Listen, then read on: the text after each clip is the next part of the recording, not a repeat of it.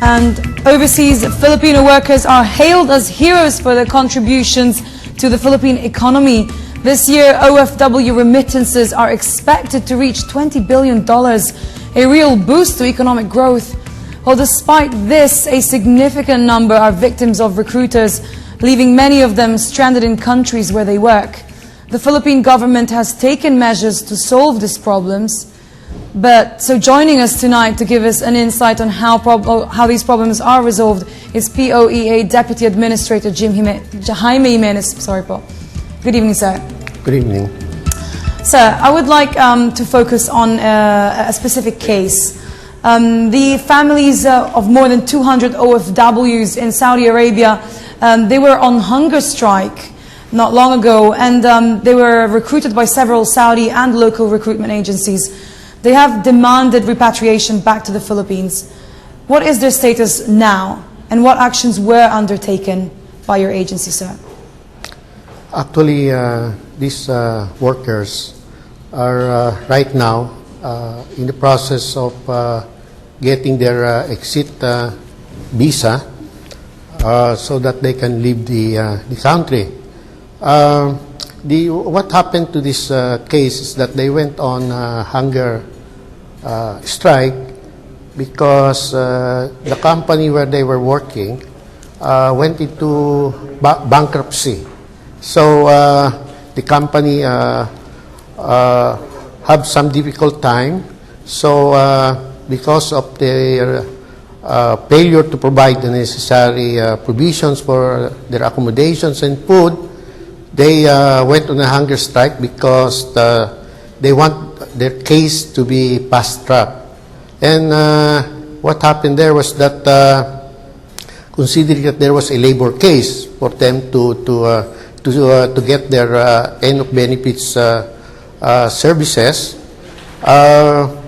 they have to wait for this case to be resolved by the Saudi government. Actually, these workers won the case, no? The labor court awarded them with 1 million Saudi riyals, roughly equivalent to 12 million pesos. So after the case, there are still processes that has to be done, like securing their exit visa. But before you can secure it, you have to follow certain procedures, and at the same time, there are still fees to be paid. So right now, the Philippine Embassy and the Philippine Overseas Labor Office are attending to this, that they will get their exit visa so they can leave. Sir, can I ask you, was this an isolated case? Well, cases like this, it's not really isolated. It happens from time to time. Like any other businesses, there are companies that encounters difficulties financially. Sometimes they go into bankruptcy. So they will be having difficulty in paying their workers. So problems like this erupts, no, in anywhere in the world, not only here.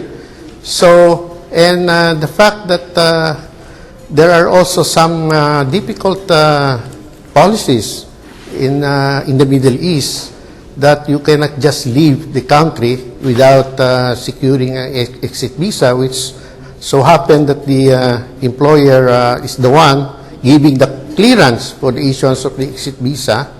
That is the time that we are having problems to repatriate our workers. Sir, you're saying that this is not an isolated case. So if this is giving a pulse of how Filipinos are being treated in Saudi Arabia, what is the embassy doing to prevent such contracts, such malfunctions, bureaucratic malfunctions, and of course human malfunctions?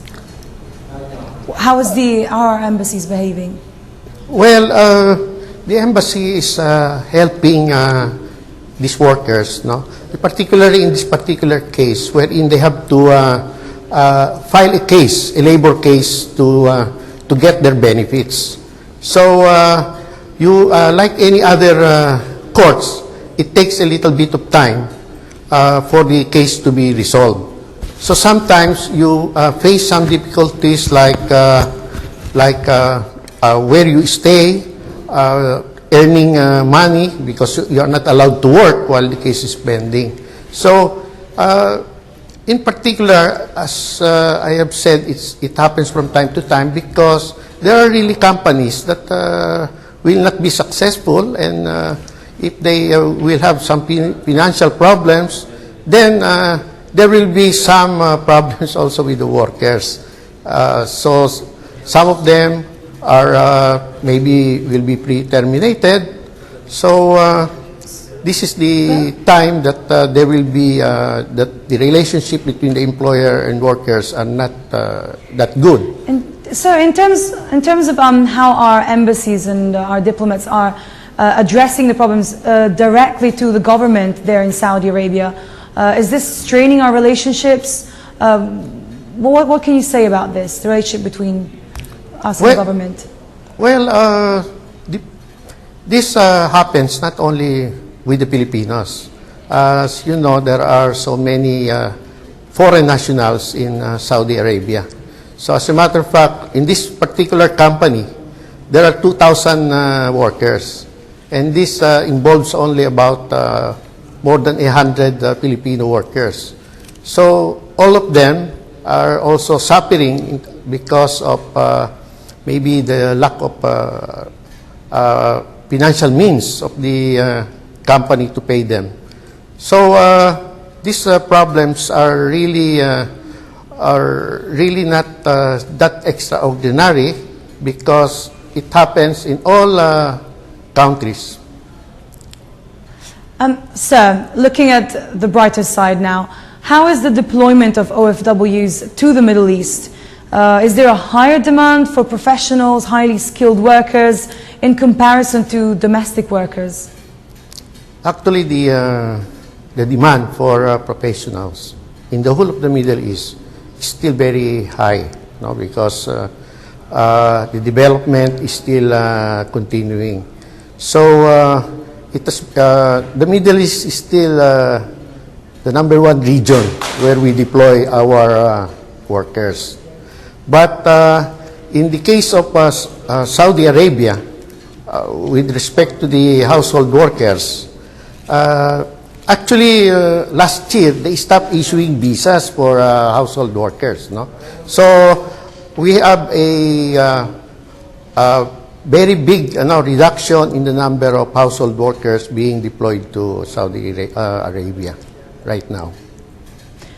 Sir, thank you very much. Moving on to our last point, do you have any words of advice for our viewers out there who are planning to go work in Saudi Arabia or that are already in Saudi Arabia and are watching us? Well, we always encourage those professionals and skilled workers to work there. They have been there for quite some time. We have about 1 million Filipino workers in Saudi Arabia, and I believe that for the last 3 decades of working there, I think many Filipinos find the country very promising when it comes to their employment. So there will be really more opportunities for Filipinos in the whole of the Middle East. Okay, sir, thank you very much. So that was Mr. Jaime Gimenez, Deputy Administrator of the POEA. Thank you, sir.